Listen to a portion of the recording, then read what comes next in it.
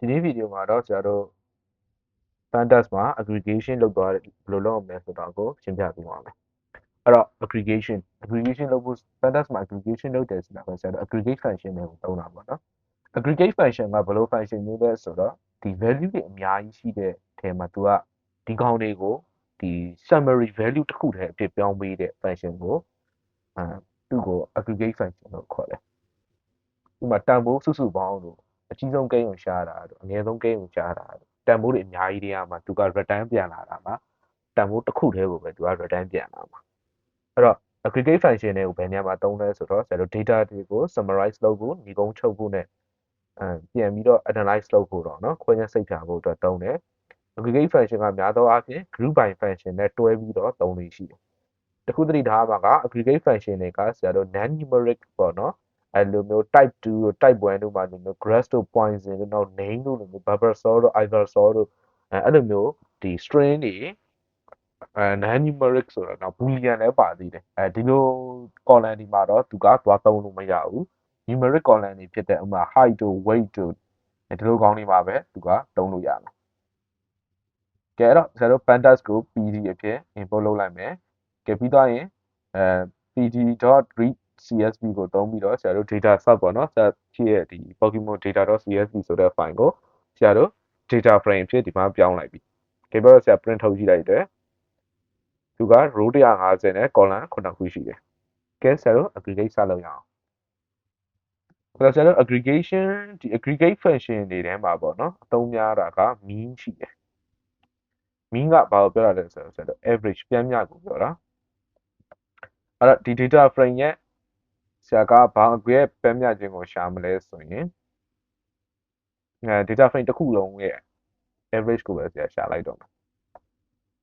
dir dot mean ကဲပြီးသွားရင်ဆရာဒီလိုရှာလိုက်လို့ရှိရင်ဆရာ error တက်လာလိမ့်မယ်ဘာဖြစ်လို့လဲဆိုတော့သူက type 1တို့ type 2တို့နောက် barbasol တို့ iversol တို့ကိုသူကသွားပြီးတော့ဒီပြန့်ပြသွားရှာလို့မရဘူးကဲရှာကြည့်လိုက်မယ်ဆိုရင်တော့ဒီမှာ type error တက်လာ integer မှာဟုတ်တဲ့ဆရာဒီ string တွေsorry string တွေကိုပဲသူက concatenate လုပ်လို့ရတာ string ချင်းချင်းပဲ concatenate လုပ်လို့ရတယ်တဲ့ integer တွေ concatenate လုပ်လို့မရဘူးဆိုပြီးတော့သူကဒီမှာ error ကြီးလာတက်လာတယ်အဲ့တော့ဆရာဒီထဲမှာသူ့ကိုဘာရေးပြရမလဲဆိုတော့ numeric only ဆိုတဲ့ argument keyword argument ကိုဆရာ true လို့သွားထားတာပြရအောင်ဒါကဘာကိုလောက်တာလဲဆိုတော့ဆရာတို့ whole data frame တစ်ခုလုံးကိုဆရာလောက်တာကဲတော့သူလုပ်လို့ရတဲ့ numeric data frame ဘယ်နှခုရှိလဲဆိုတော့ဆရာ number ရှိတယ်အဲနောက် height ရှိတယ် weight ရှိတယ်နောက် legendary ရှိတယ်ပေါ့နော်ရှိတဲ့ကောင်တွေကိုသူကလုပ်လိုက်တယ်ဒါဆို height ဆိုလို့ရှိရင်သူ့ရဲ့ပြန်မြ height ကဒီအကောင့်150လို့ရပြန်မြ height ကကျွန်တော်1.2ဆိုပြီးတော့တသမနဲ့ရှိတယ် weight ဆိုရင်လည်း46.23ဆိုပြီးတော့ရှိတယ်ဒါကဆရာ data frame တစ်ခုလုံးကိုဆရာလုပ်တာအဲ့လိုမှမဟုတ်ဘဲနဲ့ဆရာကဒီ height ဆိုတဲ့ column တစ်ခုတည်းကိုပဲဆရာလိုချင်တယ်ဆိုရင် data frame subscript operator ပြီးရင်သူ့ရဲ့ column name လေးထည့်ပေးလိုက်ပါ height ဒီမှာ dot mean ဆိုပြီးတော့ဆရာ numeric only ကတော့ထည့်စရာမလိုတော့ဘူးဘာလို့လဲဆိုတော့ height ဆိုတဲ့ column က numeric column ဖြစ်နေတဲ့အတွက်ကြောင့်မို့လို့သူက only height တစ်ခုတည်းကိုပဲဆရာလုပ်တာ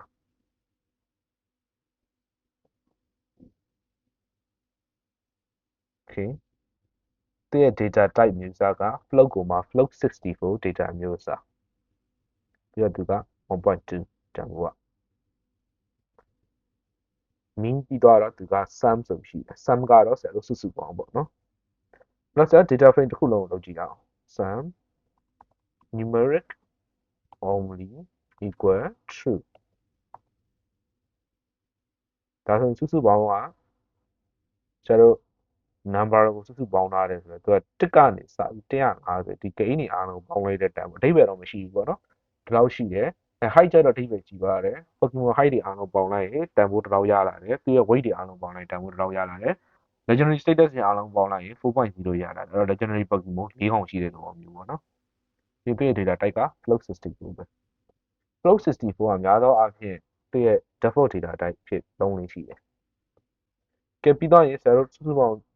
ရှာပြီးသွားရင်ဆရာတို့ minimum တန်ဖိုးရှာလို့ရသေးတယ် minimum data frame dot minimum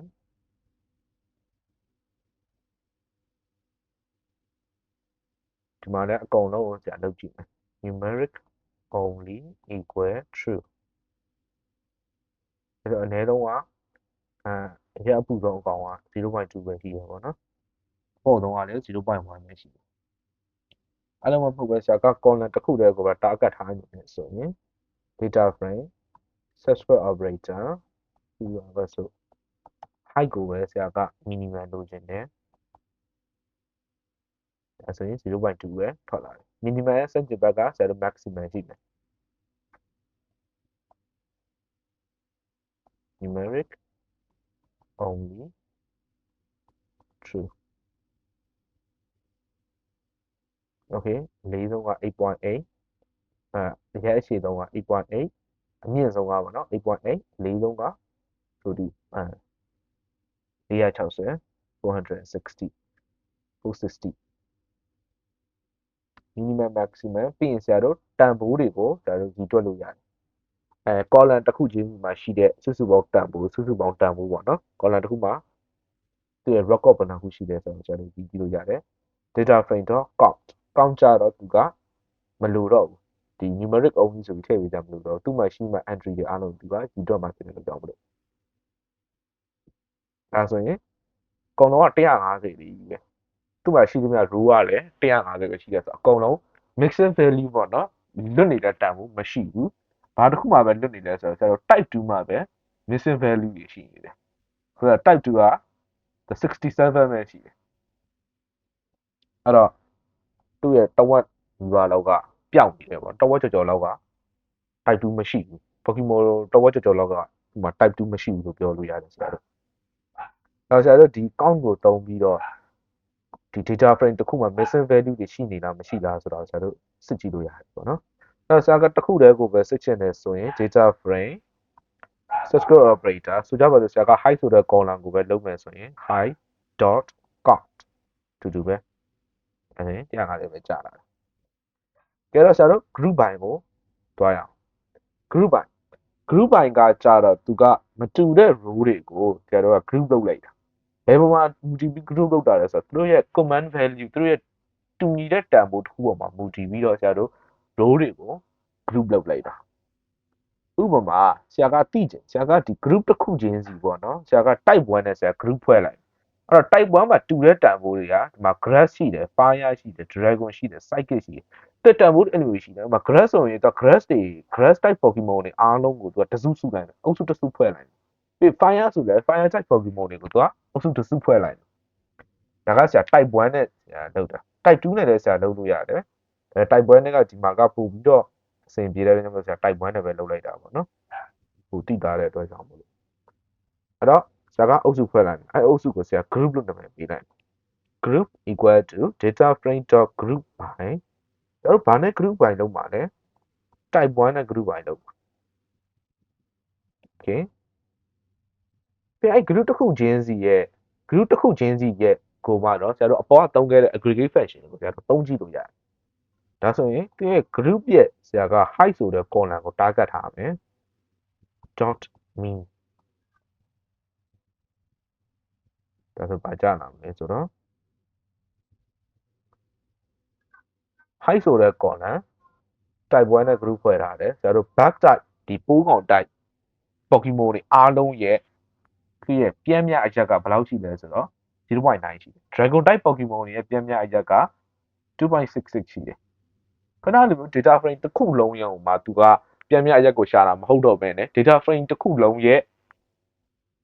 ဒီ group တစ်ခုချင်းစီကိုသူကပြန်ပြီးတော့ခွဲလိုက်တာဖြစ်သွားပြီ Fairy type ဆိုရင် 0.95 Fighting type ဆိုရင် 1.18 အဲ့လိုမျိုးစာရှိသဖြင့်ကျွန်တော်တို့ group ဘယ်နှခုဖွဲ့လိုက်လဲတစ်ခု2 4 6 8 10 12 14 15 group 15ခုဒါဆိုတို့ group တစ်ခုချင်းစီရဲ့ဆရာတို့ ဟိုဟာတွေရလာပြီမီးမဟုတ်ပဲနဲ့နောက်တစ်ခုရောသူကြပါလို့အဲ့ဒါဆိုတော့မကြည့်လိုက်မယ်ပြင်းပြအရက်ဘယ်ကောင်ကအမြင့်ဆုံးဘယ် group ကပြင်းပြအရက်အမြင့်ဆုံးအဲ့ဆိုတော့2.6 ရက်ဆိုတော့ Dragon တိုက်ကပြင်းပြအရက်မှာအမြင့်ဆုံးလို့ပြောလို့ရတယ်ကျတော့ mean ပြီးသွားရင်ကျတော့ sum ရှိတာစုစုပေါင်းပေါ့နော်စုစုပေါင်းဘယ်ကောင်ကအများဆုံးလဲဆိုတော့စုစုပေါင်းကြတော့ဆိုတော့ normal type ကစုစုပေါင်းမှာအများဆုံးမဟုတ် water type ကစုစုပေါင်းမှာအများဆုံးပဲ dragon တိုက်ကစုစုပေါင်းမှာ8ပဲရှိတယ်ဆို dragon တိုက်ကအကောင်ရေအတွက်နည်းတယ်လို့ပြောလို့ရတယ် water type ကကြတော့ဒါဒီအကောင်ရေအတွက်များတယ်လို့ဆရာတို့ပြောလို့ရတယ်